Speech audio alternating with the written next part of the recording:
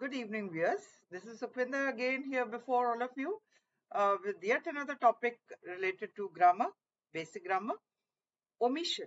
Omission, editing में error finding or omission both are very important. Error finding I've already picked up. As I told you, thumb rule of all these exercises is that you have to know the basics of grammar. Uh, आप कहेंगे कि बार बार हमें इस बात से रूबरू होना पड़ता है कि हमें बेसिक ग्रामर अंडरस्टैंड करनी है. Why I keep telling you, why I keep reminding you, because this is one thing where you people are, trying to ignore this thing, क्योंकि हम लोग shortcuts में life में believe करते हैं, बहुत जल्दी हम achievement हासिल करना चाहते हैं. Life में nothing is achieved without hard work. Hard work in the sense that अगर आप ये सोचें कि हम कुछ भी बहुत जल्दी अचीव कर लेंगे, जैसे आपको नॉर्मली बहुत सारे वीडियोस में ये कहा जाता है 2 दिन में ग्रामर और 1 घंटे में आप पूरे टेंसेस पे काम कर लोगे, तो I strongly feel that this is not the way out. इसमें आप सिर्फ एक चीज को टच कर सकते हैं कि हाँ भाई ये टॉपिक है और इसमें शायद ये स्ट्रक्चर है. अंडरस्टैंडिंग आपकी तभी डेवलप होगी जब आप थरोली इसके साथ इन्वॉल्व होके उसे समझेंगे. और समझने के लिए आपको मैंने पहले भी बताया है, मैंने बहुत सारी वीडियोस बेसिक ग्रामर के ऊपर ऑलरेडी पोस्ट की हुई हैं यूट्यूब चैनल पे, इसी चैनल पे. तो as and when you get time please go through those videos. Not that I need your views, but I want that अगर आप उन वीडियोस को देखेंगे तो आपके लिए वो इसके लिए एक स्टेपिंग स्टोन.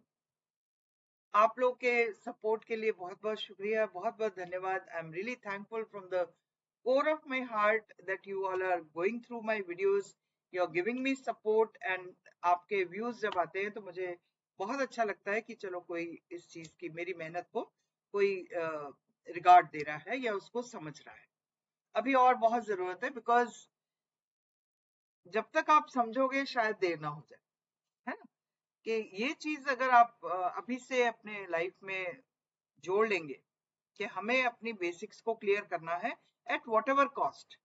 आपको मेरे वीडियो से समझ आए, किसी और के वीडियो से समझ आए, आपको बुक से समझ आए, किसी भी चीज से अगर आपकी अंडरस्टैंडिंग डेवलप होती है तो आपको उसको करना है. लाइफ का जो सक्सेस होने का जो मंत्र है that is hard work. And hard work will become rich if you are good in your language. और as you all know, English आजकल यूनिवर्सली एक्सेप्टेड लैंग्वेज है, उसको आपको इसलिए भी जानना बहुत जरूरी है. किसी भी काम में, किसी भी जॉब में अगर आपके पास इंग्लिश की नॉलेज है तो it is an added qualification for all of you. तो मैं इसलिए आपको बार बार जोर लगाती हूँ. मैं चाहती हूँ कि हमारे व्यूअर्स, वो अगर बच्चे हैं तो बच्चे बहुत तरक्की करें लाइफ में with the help of this knowledge of English. And also those who are in job, those who are appearing for competitions, उनके लिए भी एक गोल्डन चांस है कि अपने आप को अगर आप एनरिच कर लेते हो, अगर अपने आप को स्ट्रांग बना लेते हो ग्रामर में और इंग्लिश लैंग्वेज की आपकी पकड़ स्ट्रांग हो जाती है, तो believe me you are going to do wonders in life. Not that without English you are not going to be successful. You are going to be successful in every field. जहां पे भी आप मेहनत करोगे आप शाइन करोगे, है ना. लेकिन अगर आप एकेडमिक्स से रिलेटेड किसी जॉब में हैं या जहां पर language is very important, communication is very important, जहां आपस में बोलचाल बहुत जरूरी है, वहां पे आपको इंग्लिश की नॉलेज भी होनी चाहिए. और ये चाहिए नहीं है, ये कॉल ऑफ द टाइम. क्योंकि seeing the present scenario, jobs के लिए हम बच्चों को बाहर भी जाना पड़ता है, उसके लिए हमें इंग्लिश के टेस्ट भी क्लियर करने पड़ते हैं. तो उस वक्त एकदम अचानक अगर आप तैयारी करते हो तो बिल्कुल कॉन्फिडेंस की थोड़ी कमी रहेगी. इसलिए धीरे धीरे धीरे आप आगे बढ़िए और अपने आप को एनरिच करिए. तो बहुत सारा लेक्चर हो गया, क्योंकि आई बिलीव कि मोटिवेशन इज अ मस्ट. जब भी आप किसी काम पे चलते हैं तो आप अगर आपके आप फील करते हो कि यस इट इज रिक्वायर्ड, तो काम अच्छा होता है. तो एडिटिंग की बात हो रही थी. एडिटिंग आपको मैंने पहले भी बताया था, ग्रामर में एडिटिंग बहुत जरूरी है. और एडिटिंग एक ऐसा टूल है जिससे आप अपनी गलतियों को पकड़ते हो और समझते हो कि हमने कहाँ गलत किया. ठीक है, तो एडिटिंग में एक तो एरर फाइंडिंग है और एक है ओमिशन। ये क्लास 9, 10th, 11th के लिए कंपल्सरीली आती है एक्सरसाइजेस, जिसमें 6 नंबर बच्चों के पास होते हैं। अगर आपके नॉलेज क्लियर है, आपकी बेसिक्स क्लियर है, तो आपको ये 6 मार्क्स 6 आउट ऑफ 6 आपको मिल जाते हैं बहुत आसानी से। तो आपका टाइम भी बहुत कीमती है, so let us start. I assure you कि by the end of the video आपको लास्ट में जब मैं एक्सरसाइज कराऊंगी तो आप शायद मेरे आंसर बताने से पहले आपको आंसर आ जाए। तो शुरू करें। Okay, let's start. Omission, as I told you, it is second exercise related with editing. So let us move to the next slide.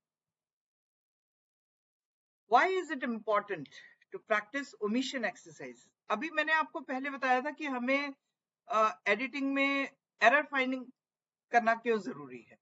Same thing is applied to omission also. Omission exercises जो है वो आपको students को help करती है better understanding of grammar as well as of language. आपको ये समझ आता है कि आपने कहाँ पे गड़बड़ कर रहे हो और कहाँ आपको काम सही करना है। तो why is it important to practice omission exercises? Because it helps the students to develop a better understanding of grammar as well as of language. Next, what are the basic rules for omission exercises? यहाँ पे मैंने आपको बताया कि जब मैं camera on कर लेती हूँ ना, तो ये प्रॉब्लम मेरी बहुत आती है कि मुझे कुछ कुछ चीजें हाइड हो जाती हैं। चलिए कोई बात नहीं, मैंने आगे पीछे ऊपर नीचे एडजस्ट करती रहूंगी। What are the basic rules for omission exercises? Now I'll just put it back here. The errors, omissions, mistakes, ये following concepts के ऊपर based होते हैं। अब आपको चेक क्या करना है, पहले भी मैंने आपको उसमें समझाया था error finding. Subject and verb agreement अगर करेक्ट है तो उस एग्रीमेंट में कौन सा हेल्पिंग वर्ब मिसिंग है, या कौन सा प्रेपोजिशन लगना चाहिए था, या कौन सा फॉर्म ऑफ वर्ब लगना चाहिए था, वो मिस हो रहा है, तो आपको ये समझना है कि वहां पर हमारी ओमिशन की एक्सरसाइज हो रही है। रॉन्ग यूज ऑफ प्रेपोजिशन, ये रॉन्ग यूज क्या कहा आपको, ये एरर फाइंडिंग में आपके काम आएगा। लेकिन अगर नो यूज ऑफ प्रेपोजिशन है, ठीक है ना, यहाँ पे wrong and no use of preposition, तो प्रेपोजिशन कहीं पे मिस हुआ है और वो अंडरस्टैंडिंग के लिए जरूरी है, तो भी आपको इसको प्रेपोजिशन को देखकर आपको अपनी गलती क्लियर करनी है और उसको समझना है कि यहाँ पे हमारा एक ओमिशन की गलती आ रही है, या यहाँ पे ये वर्ड ओमिट हो गया है, रह गया है, इसको आपको ऐड करना। ठीक है, अब आगे डिटर्मिनर्स और आर्टिकल्स। कई जगह किसी सेंटेंस में आपको आर्टिकल मिसिंग नजर आएगा या आपको कोई डिटर्मिनर मिसिंग नजर आएगा, उसको आपको अंडरस्टैंड करके नोट करते जाना साथ के साथ, क्योंकि जब दोबारा आप पैसेज पढ़ेंगे तो आपको क्लियर हो जाएगा कि ये वाली चीज मिस हो रही थी, इसको मुझे यहाँ पर फिलअप करना है। इट इज काइंड ऑफ, अगर आप सिंपल शब्दों में समझे तो सेंटेंसेस में जैसे फिल इन द गैप्स होते हैं related to grammar parts of speech, वो चीज अगर आप समझे, मैंने एक एक्सरसाइज ये भी ली है जिसमें सेंटेंसेस में फिल इन द गैप है, वही आपका जब पैराग्राफ में आ जाता है तो वो आपका ओमिशन बन जाता है। ठीक है, तो कंजंक्शंस आप लोग जानते हैं ज्वाइनिंग वर्ड्स होते हैं, कहीं पे दो फ्रेजेस, क्लॉजेस, वर्ड्स और नाउन, प्रोनाउन या किसी और चीज को ज्वाइन करने के लिए कुछ शब्द होते हैं जो आपके मिसिंग है, therefore missing of conjunctions leads to omission of conjunctions. Other parts of speech. Other parts of speech next point है जो सारा पूरा ग्रामर आपका कवर करता है, बेसिक आपका पार्ट्स ऑफ स्पीच, जिससे लैंग्वेज की शुरुआत होती है। हर सेंटेंस में हर वर्ड का एक रोल है, वो पार्ट्स ऑफ स्पीच में आ जाता है। द टेंस, अब टेंस आपका सपोज कंटिन्यूअस टेंस है, उसमें आपका इज मिसिंग है या आर मिसिंग है, ठीक है ना, या एम मिसिंग है, या वर्ब आईएनजी लगना है, वो वर्ब मिसिंग है। तो टेंसेस भी आपको चेक करने। परफेक्ट टेंस चल रहा है पूरे पैराग्राफ में, तो आपको ये देखना है कि हैड, हैव, हैज ये सब गायब है। पास्ट फॉर्म्स है, पास्ट परफेक्ट है, उसमें आपको ये सारे हेल्पिंग वर्ब्स चेक करने। ठीक है, टेंस से रिलेटेड तो ये हो गया। पार्टिसिपल, जिरेंड, इन्फिनिटिव्स, टू गो, यहाँ पे इन्फिनिटिव लगना था, टू गो, तो टू गायब है ना।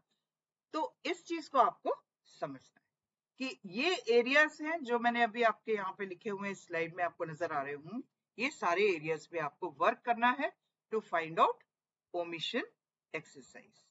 नेक्स्ट, नाउ इंपॉर्टेंस क्या है इसकी, बहुत clear. It helps in understanding and practicing basics of grammar. Now helps in, relevance क्या है, helps in writing correct English. अब मैं इधर आ जाऊं क्योंकि आपका ये सब कवर हो रहा है पूरा material. Significance, it is essential that students have an idea about omission exercises since it is a common topic from where questions are framed. If students practice enough, they can easily attempt the omission exercises correctly. Okay, अब मैं फिर उड़ के ऊपर ये, ठीक है, चलिए next slide. What are your next steps? अब स्टेप वाइज आपको आगे बढ़ना है। नंबर 1 स्टेप, जिसमें थम्स अप दिया हुआ है मैंने, read the given passage carefully. Then timing is very important, ध्यान रखिए। Underline the subject and the verb when you are doing your rough work. Underline prepositions etcetera. जब आप अंडरलाइन करने की सोचेंगे, आपको कुछ वर्ड्स गायब मिलेंगे। Check the tense used, see whether helping verbs have been used और नॉट। इन चीजों को आपको ध्यान रखना। These all precautions, you know. Now exercise on omission है क्या? It is a typical question on omission comprises a short paragraph of 6 to 7 separate lines, of which each of them has a missing word or phrase.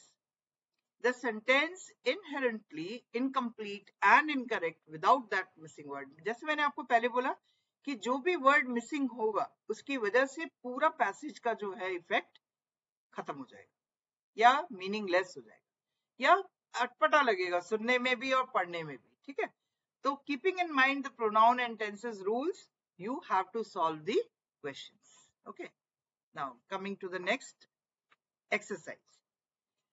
Now here are various exercises which I have taken up for all of you. Students of different classes can practice. पहली question में अब आपको इस तरह से question का lookout नजर आएगा, जैसे मैं आपको एरो से दिखा देती हूँ। ये पैसेज है आपका, ये पहला शब्द लिखना है आपको, जहां आपने ओमिशन मार्क किया है यहाँ पे मैंने ब्लैंक लगा के शो किया है ताकि आपको क्लियर हो जाए। आप ऐसे स्लैश भी लगाएंगे तो भी चलेगा। तो जहां जहां आपको लग रहा है ओमिशन हो रहा है उसमें आप स्लैश लगाते जाइए, so that when you are finally doing your exercise you will be able to do it correctly. Now before and then the omitted word and then after. ठीक है, उसके बाद कौन सा वर्ड है जो आपने ओमिशन का वर्ड ढूंढना है वो बीच में आएगा, ऐसे उससे पहले वाला शब्द आएगा। एरर फाइंडिंग में दूसरा तरीका, एरर फाइंडिंग में हम एरर लिखते हैं और उसके बाद उस एरर को पैराग्राफ में अंडरलाइन करते हैं और फिर करेक्ट वर्ड लिखते हैं। ठीक है, तो यहाँ पे आप देख लीजिए, पैराग्राफ पढ़िए। महात्मा गांधी डैश, मैंने पहले आपको ये बता दिया कि मैंने आपको हेल्प करने के लिए, अंडरस्टैंडिंग क्लियर करने के लिए मैंने पहले उसको अंडरलाइन कर दिया कि यहाँ पे ये वर्ड है, आपको ढूंढना है।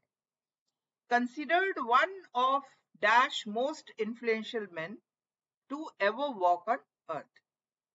Through dash principles of non-violence, dash non-cooperation, he won hearts not only in India but also dash South Africa.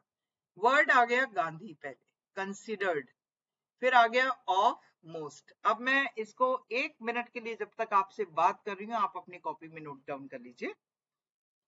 Mahatma Gandhi is या was considered one of the, कौन सा वर्ड आएगा वो आप सोचते जाइए। ठीक है, तो मैं आंसर्स आपके लिए स्क्रॉल कर रही हूं।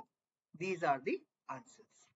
अब महात्मा गांधी वॉज भी हो सकता है, इज भी हो सकता है, तो आप में से ये क्वेश्चन कर सकते हैं कि वाई इज एक यूनिवर्सल फैक्ट है. This is a event which is going to be there lifelong. ठीक है ना, रहती दुनिया तक ये फैक्ट रहेंगे. Mahatma Gandhi is one of those people. तो ये इज इसलिए हम इस्तेमाल कर रहे हैं. ठीक है, simple present. Mahatma Gandhi is considered one of. Next आप देख लीजिए, द क्यों लगाया है? क्योंकि मोस्ट जो है ये आपकी superlative degree. Superlative degree will always have the before the adjective. तो यहाँ पे of the most influential men to ever walk on earth through dash principles. अब क्या था वो? उसके principles थे, है ना? So through his principles of non-violence, non-cooperation, he won hearts not only in India but also in South Africa. अब ये prepositions फिर आप कहोगे कि इसमें ऐसे हमने क्यों किया? prepositions की सारी जो टिप्स है, सारे prepositions का जो यूज है वो आप समझ लेंगे तो आपको पता लग जाएगा कि यहाँ पे इन क्यों लगाया हमने और एंड कनेक्टर है वो क्यों लगाया. So all these things you will learn with practice. इस पे भी वीडियो है एक, आप उसको देख सकते हैं. अब यहाँ पे मैंने आपको कुछ सेंटेंसेस सिलेक्ट किए हैं जिसमें एक एक वर्ड गायब है. जैसे जैसे मैं सेंटेंस पढ़ रही हूँ आप अपने आंसर नोट करते रहिए. लास्ट में मैं आपको इसके आंसर्स बता दूंगी. ठीक है. Ramu is poor but he is dash honest man. Second, sorry, okay. Now second one is, have you visited dash Taj Mahal in Agra? Monument है, उसके आगे क्या लगेगा ध्यान रखना. Akbar was dash father of Jahangir. A cat dash entered the kitchen last night to drink milk. The train left dash hour ago. The robber jumped dash the wall. My niece dash to New Delhi for the first time. Ira dash Tina are childhood friends. The teacher distributed sweets dash the children. Milad saw the dog jump dash the fence. The river flows the bridge. The boys fought dash themselves. I had Ulysses by James Joyce when I was in school. चलिए. Now these are your answers. आपने note किए होंगे. आप अपना video को pause करके अपने answers एक बार टैली करके फिर दोबारा उस स्लाइड को देखने के बाद प्लीज सी दी आंसर्स. ठीक है. तो जो मैंने हाईलाइट किए हुए ब्लू कलर से, these are the correct answers which have been omitted, not there. Fill in the gaps. Coming to identify the omitted words. Now before, missing, after. यहाँ पे मैंने आपको जो स्लैश लगाए हैं यहाँ पे मिस कर रहे हैं वर्ड्स. ठीक है. The twins stayed dash their granny's house for a month dash their classes started. Dash their stay, granny taught them how dash paint. So before leaving, the twins decided to dash their granny with a beautiful painting.